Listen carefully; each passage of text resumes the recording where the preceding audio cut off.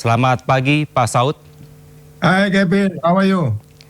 I'm good, Pak Saud. Terima kasih. Baik, Pak Saud, hari ini masa turun ke jalan menuntut RUU perampasan aset segera disahkan. Tetapi jujur saja ini Pak Saud, aksi demo di depan DPR itu sudah sering terjadi dan seringkali berakhir sebagai angin lalu saja bagi para politisi. Apakah Anda optimis demo pada hari ini punya gigi untuk memaksa setayaan atau cuma ritual tahunan tanpa hasil, Pak Saud? Iya, potensinya bisa jadi ritual ya. Karena hari ini saya pagi-pagi tadi di salah satu radio saya ditonjok dari orang dari Sibolga. Saya bilang ini undang-undang udah mulai ini tahun 2003 karena waktu itu saya pulang dari Singapura 2001 ya, terus kemudian ada isu transnational crime, terus ada September 11 segala macam itu 2001 kan itu. Terus kemudian kita bicara lah bagaimana memberantas terorisme dan kejahatan internasional. Ketika itu sudah mulai ada ide-ide itu tahun 2003 ya, dimulai dengan ide-ide apa yang disebut sebagai itu inline juga dengan TPPU ya, tindak pidana pencucian dan perampasan aset dan seterusnya. Kemudian ada tawaran dan Resi Bolga itu lonjok sayang bukan 2003 Pak Saud, itu mulai tahun 1998 karena itu kita bicara KKN di situ. Hari ini kita baru bicara anti korupsinya, belum bicara kita anti nepotismenya, anti kolusinya.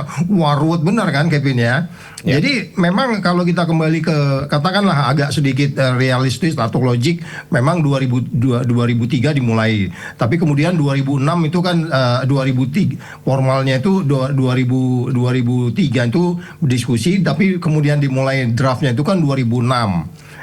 Something lah ya, 2006 atau 2008 gitu ide pertamanya, penyusunannya. Kemudian itu terus sampai per hari ini. Pertanyaan Keping tadi menjadi ritual tahunan, memang itu berpotensi. Nah pertanyaannya kembali adalah orang-orang kayak Botok ini kan bukan satu gitu loh. Ini semua kita kayak begitu. Buktinya tadi dari Sibolga tuh jauh banget di Sumatera sana menonjok kita bahwa ini menjadi potensi menjadi ritual tahunan. Artinya kalau memang persoalannya utamanya adalah pertanyaan konyol, kan gini loh, itu ada pertanyaan konyol tuh. Pertanyaan konyolnya itu kan selalu bilang, apa sih konsep non-conviction based asset itu? Ya artinya menyita tanpa harus ada putusan pengadilan dulu.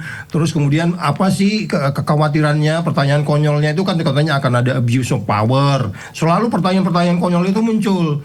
Kemudian ada pertanyaan konyol lagi, nanti ada konflik of interest digunakan untuk menyandera orang, ya gitu-gitu loh. Terus kemudian ada lagi bagaimana sih menyitanya, itu pertanyaan-pertanyaan konyol yang menurut saya itu bisa dijawab gitu loh. Dijawabnya dengan apa? Prinsip membuat undang-undang itu Anda harus skripnya jelas, yang disebutnya strikta. Anda membuat undang-undang itu harus yang disebutnya selain skriptanya jelas, strikta, strict. Jelas itu, jangan ada pasal-pasal yang tadi dikhawatirkan pertanyaan konyol-konyol tadi itu ya kan. Setelah skripta, strikta, kemudian ada yang namanya serta. Serta itu dalam membuat undang-undang itu Anda harus jelas sehingga tuh yakin nggak ada yang kemudian multi tafsir. Ya kan, itu sebabnya disebutnya dalam membuat undang-undang itu ada yang disebutkan meaningful participation. Kalau teman-teman sipil society mengatakan, kalau meaningful participation ya adalah ya diantaranya Botok dan kawan-kawan ini. Itu dalam rangka mendorong itu untuk kemudian meyakinkan tidak ada pertanyaan-pertanyaan konyol. Apakah ada abuse of power, conflict of interest, ragu. Kita juga mengalami hal yang sama dengan TPPU 2010. TPPU 2010 kita kan ribut semua, kemudian kita menyita aset FA ini, kemudian Korps Tipikor dan Kejaksaan mengatakan bahwa dia dirampas dalam pengertian tindak pidana pencucian uang. Tapi kan orang bilang harus ada predicate crime dulu. Akan ada selalu gitu, walaupun di pasal 26 Undang-Undang Tindak Pidana Pencucian Uang itu pasal 69 ya, udah menjelaskan nggak peduli harus predicate crime dulu. Jadi undang-undang apapun yang kita bentuk, kalau kita ragu terus kemudian jadi ritual tahunan seperti Kevin bilang tadi, ini berpotensi terjadi karena konflik of interest-nya di penyelenggara negaranya. Jadi kalau ragu-ragu soal bagaimana itu nanti digunakan abuse of power, conflict of interest, menyita tidak benar, itu kan bisa dibuat dalam undang-undangnya. Makanya prinsip-prinsip membuat undang-undang tindak pidana ini perampasan aset ini sudah ada guidance-nya. Pakai aja ketentuan-ketentuan internasional yang sudah melaksanakan lebih dulu. Jangan lupa tahun 2003 itu kita sudah menandatangani piagam PBB anti korupsi dan sudah kita ratifikasi tahun 2006 dan itu mencakup tindak pidana yang kita sebut undang-undang perampasan aset. Jadi sekali lagi Kalaupun nanti kemudian mereka janji Desember, nah peristiwa-peristiwa yang Kevin bilang jadi ritual tahunan itu, saya menganggap kalau skala 1 sampai 10 bisa jadi 8 skalanya, gitu Kevin. Oke. Ini menarik, Anda menyampaikan sebenarnya sudah ada guidance-nya secara internasional. Tapi Pak Saud, kalau DPR nanti tetap bergeming dan memilih untuk mengabaikan sebenarnya desakan ini, di mana letak kelemahan terbesar gerakan anti korupsi kita saat ini? Apakah memang dari rakyatnya yang kurang bertenaga atau memang elitnya yang sudah sangat kebal kritik? Ya Kevin, jadi kembali lagi saya di banyak tempat ya, kalau Anda pergi kemana aja ke dunia internasional, ke literatur manapun, Anda berantas korupsi itu harus transparan. Tadi kita udah bicara stricta, serta dan seterusnya itu ya, harus jelas ya, transparan, akuntabel, bebas dari konflik kepentingan, Anda harus adil. Baru yang kelima, ini yang paling penting dan ini yang utama, itu peran serta. Hari ini itu bicara peran serta. Selain 4 tadi itu bermasalah di negeri kita, ini menyangkut penyelenggara negara loh ini ya. Transparan, tidak akuntabel, tidak bebas konflik kepentingan dan tidak adil. Nah ini yang kelima ini memang kita harus pukul-pukulin nih. Kita harus, yang 4 ini harus kita kritik terus.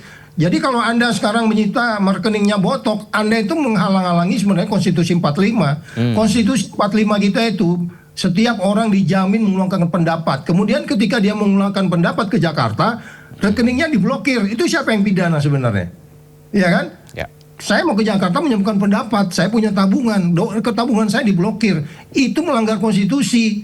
Nah, jadi artinya gini, kalau pertanyaan Kevin tadi, siapa yang kemudian ini mempunyai konflik of interest? Ya penyelenggara negaranya.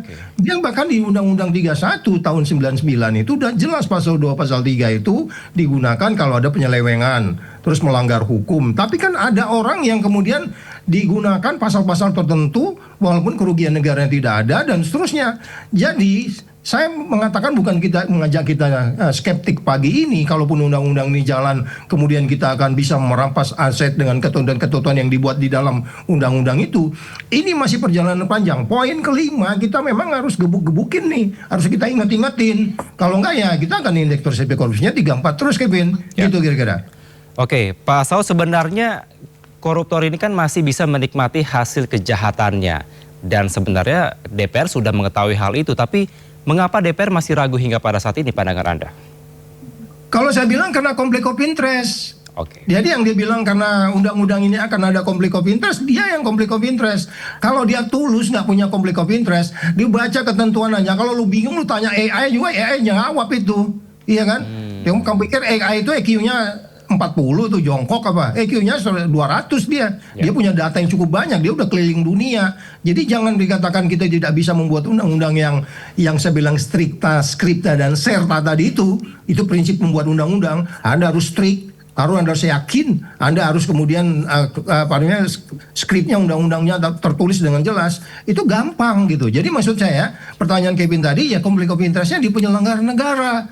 Bayangin aja tahun 2003 kamu tadi udah bilang di bagian depan ritual tahunan, ya itu akan terjadi.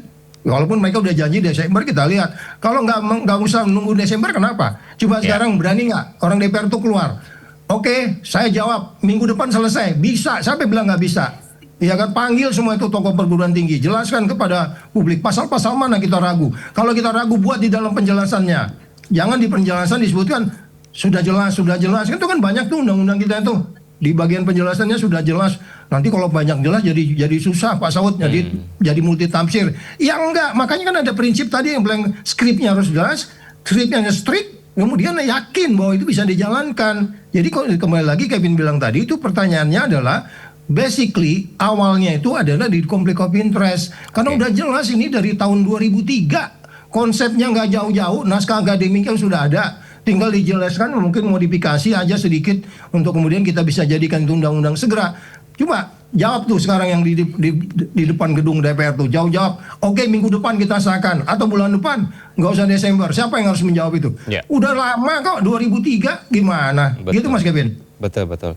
Berarti memang sebenarnya kalau mau minggu depan bisa ya Pak Saud, sederhananya seperti itu ya? Bisa itu udah lama konsepnya, naskah akademiknya udah ada, filosofinya ada.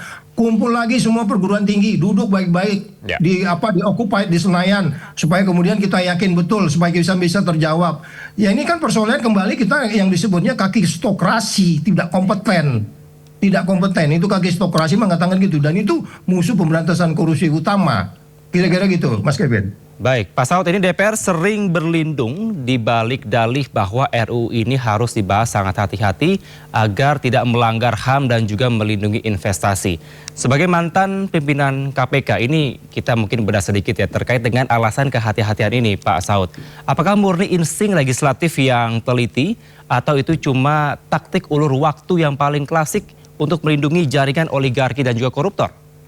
Itu justifikasi, itu pembenaran. Kita belajar psikologi kok, ya. Itu pembenaran aja, justifikasi aja. Jadi gini loh, kalau kita bicara investasi, saya nih umpamanya datang dari Afrika nih, ya kan? Gua masuk ke Indonesia nih, gua lihat dulu. Oh iya, ini persepsi korupsinya 34, pusing gua. Ini mau indeks persepsi korupsi 34 nih, segala sesuatu bisa terjadi nih, perizinan lah, apalah, lokasi lah, preman di mana-mana. Malam-malam gue mau bikin pabrik, jangan-jangan preman masuk nih, ngambil duit lah, mengancam lah segala macam, cari kesalahan. Mobil gua kebetulan ngelanggar ayam nih, ngelanggar ayam aja jadi masalah itu, dicari-cari kesalahan. Jadi indeks persepsi korupsi 34 itu segala sesuatu bisa terjadi. Kalau kita bicara investasi, bagi mereka itu kan kepastian. Ketika kepastian hukum tidak ada, investasi pasti kabur lah ke Vietnam sana semua itu. Nilai tukar kita sampai masih begitu terus. Jadi yang Kevin bilang tadi, bagaimana sebenarnya kalau kita bisa yakinkan investasi akan jalan karena pemberantasan korupsinya baik, itu udah terbukti di negara-negara yang persepsi korupsinya baik, rakyatnya sejahtera, lalu lintasnya lancar, perekonomian gampang, perizinan gampang, dan seterusnya dan seterusnya. Dan udah jelas kan 9 lembaga yang menilai indeks persepsi korupsi itu kan di situ ada perkaitan yang disebutnya ada masalah di polisi kita, ada masalah di jaksa kita, ada masalah di hakim kita, ada masalah juga di penjara kita, ada masalah juga di perizinan, ada masalah juga di penyelenggara negara lainnya. Jadi sangat kompleks. Nah, kalau kita katakan hari ini, kalau begitu susah dong Bang Saud. Kita membuat undang-undang ini juga belum tentu jalan. Iya, yang ada aja nggak jalan, apalagi nggak ada, gitu loh Kevin. Baik. Pak Saud, tapi sebagian politisi juga menyatakan bahwa jangan sampai undang-undang ini nanti justru menjadi alat tebang pilih penguasa nanti. Bagaimana Anda mematahkan kekhawatiran dari bisa dikatakan yang penentang dari RUU ini di parlemen? Nah, itu makanya saya bilang nanti itu akan masuk di detail-detail yang harus dijelaskan di dalam undang-undang itu, bagaimana yang disebutnya penelusurannya, oke? Terus bagaimana nanti pemblokirannya, ya kan? Walaupun di situ masih ada masalah, yang saya bilang selalu di banyak tempat itu cara kita menyita aset itu masih problem. Terus bagaimana penyitaannya, terus bagaimana merampasnya dilakukan. Pengelolaan yang dirampas itu aja sering jadi problem, ya kan? Yang dirampas jumlahnya berkurang dan seterusnya. Ya, yang itu bisa bilang ada banyak persoalan-persoalan kita dalam penyitaan aset. Makanya tahun 2018 kita panggil semua penegak hukum, diajarin cara menyita aset yang benar, gitu kan? Kemudian pemulihannya jadi benar. Kalau proses ini dilakukan, nggak ada kekhawatiran sebenarnya. Buatlah sejelas mungkin di undang-undang itu, bagaimana menelusurinya. Apakah ada perlu satu badan yang dibentuk di situ, pemblokirannya seperti apa, penyitaannya kayak gimana, perampasannya kayak gimana, pengelolaan sering jadi problem. Apa BPK bagaimana di situ dari awal, BPK udah turun nggak? Karena ini kan disita nanti jadi milik negara. Ketika disita oleh milik negara, BPK dari awal harus sudah turun. Yang mana ini, terus kemudian dihitung detail-detailnya, baru kemudian pemulihan bisa lancar. Jadi kalau kemudian kita tidak masuk ke instrumen-instrumen yang lebih detail, kemudian badan yang harus berdiri untuk di situ, nah ini akan menjadi problem yang kita sebut sebagai ada problem besar di dalam bagaimana kita mengelola barang sitaan. Ya kan kemarin problem. Oh, itu ada kegiatannya. Itu ada penyelenggaranya yang kemarin waktu nyita yang 71 kilo itu loh. Itu kan semuanya hal-hal yang harus bisa dijelaskan karena penyelidikannya dari awal, Korps Tipikor ini udah jelas penelitiannya dari awal, penyelidikannya jalan, dia yakin bahwa itu memang harus hasil dari tindak pidana. Nah, oleh sebab itu nanti kan ada putusan pengadilan lebih dulu atau tidak. Undang-undang perampasan aset ini adalah tidak bicara kita menyita sesuka-suka kita. Semua due process of law-nya harus ada. Diyakinkan di undang-undang itu due process of law. Karena dunia internasional juga akan bingung. Loh, gue investasi di Indonesia, indeks persepsi 34, gue harus nyuap. Kecuali kalau warga negara Amerika ya, nyuap di Indonesia bisa dihukum oleh negaranya. Negara-negara lain kan ke Amerika saja yang investasi di Indonesia. Kemudian dia mikir, wah nanti harta gua disita nggak jelas. Kita tahu juga di Indonesia, saya tadinya dapat 30 hektar, kemudian dikasih izin karena apa jadi 40 hektar, kemudian disita kayak begitu aja. izinnya 30, dia ngelola jadi 40 umpamanya. Berarti kan ada 10 yang ilegal. Masa diambil-ambil yang 10-nya? Yang semuanya. Ini kan detail-detail yang harus jelas. Makanya saya kritisi yang disebutnya PKH kemarin itu. Jadi artinya banyak hal di implementasinya itu kita tidak kompeten dalam pengertian apa yang dimaksud dengan due process of law. Nggak boleh sesuka-suka Anda. Semuanya itu ada prosesnya. Kalau dia umpamanya penindakan harus ada penyelidikan dulu supaya kemudian kan nanti kita menang di pengadilan. Kalau orang ragu bahwa ini nanti akan abuse, kan ada yang namanya pra-peradilan. Pra-peradilan kita walaupun ada problematik, tapi ada tempatnya. Ada lawyer-lawyer keren juga yang bisa menantang. Kalaupun ada orang nanti suatu saat penyelenggara negara sesuka-sukanya merampas aset. Enggak, lawyer-lawyer kita harus dididik juga mereka. Belajar kamu mulai dari sekarang. Kalau kamu customer kamu nanti disita asetnya, kamu bisa memperjuangkan itu. Itulah yang disebutnya hukum tidak dibangun dengan hanya dendam-dendam saja. Enggak. Orang juga akan bingung. Kok begini sih cara memberantas korupsi di Indonesia? Due process of law itu adalah tempat yang paling tinggi orang berdiskusi, berdebat, beradu dengan fakta, dengan logika, nalar, dan argumentasi yang tinggi. Itu yang penting. Nah sekarang kita kan nggak ngedidik rakyat kita kan. Rakyat kita kan harus dijelaskan dong. Siapa yang bisa sekarang kalau ngomong di Republik ini anti korupsi didengar oleh rakyatnya? Itu tanya itu yang datang sekarang di depan gerbang itu. Apa yakin tuh mereka di dalam itu bahwa ini akan jalan? Mereka juga hanya baru membahas, buat dulu undang-undangnya. Nanti kita kritisi lagi pelaksanaannya. Kira-kira gitu, Kevin. Baik, Pak Saud, mari kita uji secara realistis ya Pak. Misalkan tadi Anda katakan sebenarnya bisa minggu depan atau bulan depan pun bisa untuk mengesahkan dari RUU ini. Tapi kalau target dari Komisi 3 ini Desember 2026 itu artinya akhir tahun. Bila memang nanti diketok palu dari RUU ini, apakah mekanisme pembuktian terbalik dalam draft tersebut benar-benar sakti untuk bisa memiskinkan koruptor Indonesia, atau jangan-jangan masih ada celah hukumnya Pak Saud dan mungkin terlalu banyak sehingga hukum itu hanya tajam ke bawah dan tumpul ke atas? Ya, itu tadi saya bilang selain kita harus membuat undang-undang yang sangat strict dan skripnya jelas dan kemudian yakin bisa dijalankan. Jangan lupa kalau perampasan aset itu akan ada banyak hal-hal yang terkait dengan bagaimana apakah pelakunya melarikan diri atau meninggal atau kemudian tidak diketahui keberadaannya dan seterusnya, kan itu salah satu dasar dari aset harus dipulihkan karena kemudian orang-orang yang kena kebal hukum dan semuanya tidak karena sakit permanen dan seterusnya, banyak alasan dibalik daripada undang-undang perampasan aset ini. Tetapi kalau kemudian kita pertanyaannya adalah bagaimana ini kemudian dijalankan karena kemudian tidak jelas kalimatnya, itu tanggung jawabnya mereka. Mereka di parlemen digaji untuk membuat undang-undang yang skripnya jelas, strict bisa dijalankan dan yakin bisa diimplementasi. Kalau enggak ya mereka harus keluar dari situ. Mereka harus tahu cara membuat undang. Dia bisa panggil tenaga ahli. Mereka punya penasihat di situ. Sehingga kemudian undang perampasan aset itu memenuhi standar-standar internasional karena kita sudah menandatangani piagam PBB dan itu harus diimplementasi. Jadi pertanyaannya adalah kembali lagi, kalau memang kita hanya ragu bagaimana bentuknya, itu sangat-sangat naif kita kalau kita katakan kita nggak bisa konsultasi dengan banyak tenaga ahli di perguruan tinggi mulai dari Aceh sampai Papua sana. Mereka tiap hari baca literatur, mereka tahu sebenarnya membuat undang-undang pemberantasan aset yang baik, yang kemudian prudent, yang bisa dilaksanakan dan seterusnya. Jadi itu hanya pembenaran-pembenaran saja untuk kemudian kita ragu karena memang negeri kita masih 34. 34 itu segala sesuatu bisa terjadi di parlemen kita di sana. Dan itu sebabnya kalau kita lihat bagaimana kemudian proses-proses katakanlah di kasus FA kemarin, kita kan nggak melihat ada satu endorsement yang kuat untuk kemudian mendorong Kortas Tipikor dan Kejaksaan untuk kemudian melaksanakan kewajibannya. Mereka sangat normatif. Sekarang ada tim 9 umpamanya di dalam hal kasus EPA ini yang menangkut mantan Jampitsus. Kita melihat nggak mereka mengendorse? Manggilnya ke parlemen, bukan Anda datang ke sana, panggil, minta pertanggungjawaban. Kapan ini selesai? Apakah ini hanya seputar di FA saja? Dan kita kan nggak melihat upaya-upaya itu. Jadi jangan bicara yang tinggi-tinggi soal filosofi, yang detail-detail sederhana aja mereka tidak menunjukkan kita, tidak meyakinkan kepada kita bahwa mereka firm di situ, mereka prudent di situ, mereka melaksanakan kewajibannya sesuai dengan yang digaji kepada mereka. Ini kompleksitasnya banyak, Kevin, sangat banyak. Baik.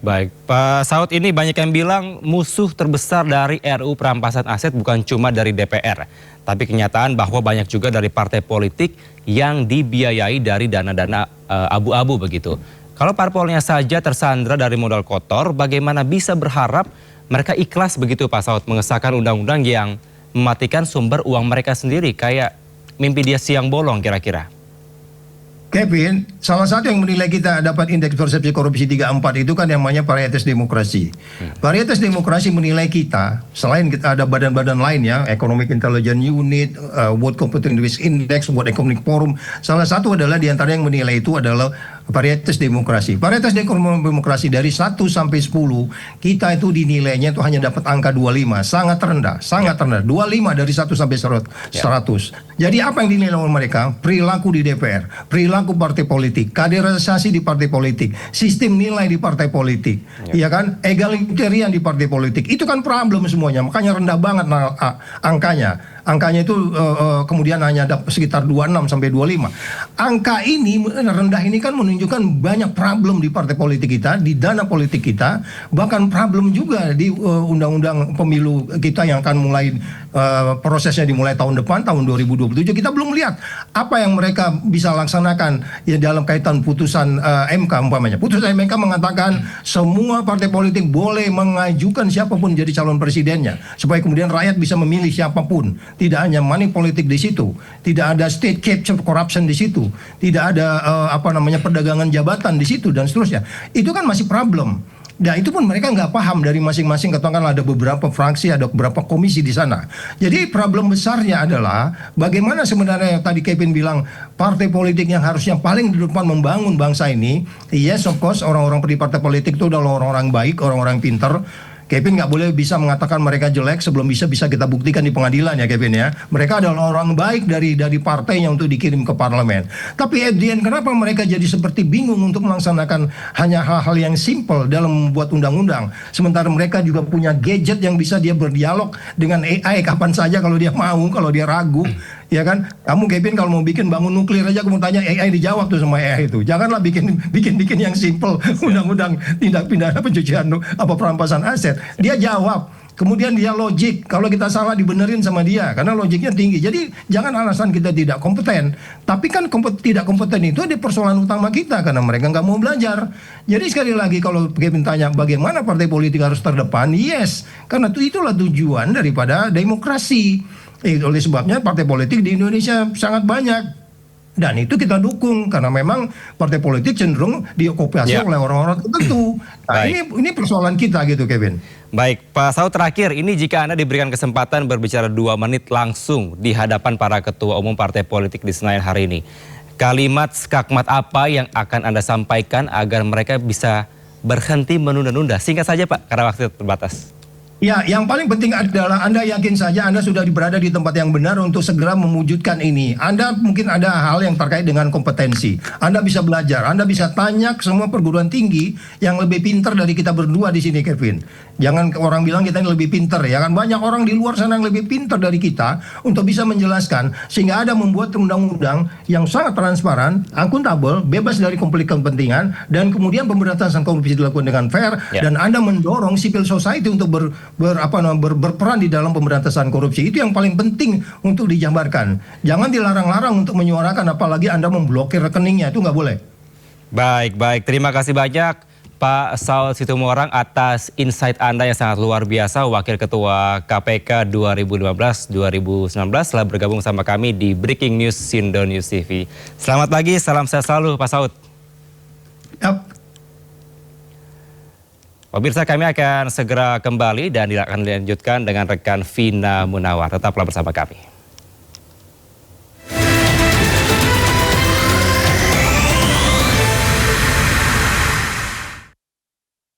Kalau mau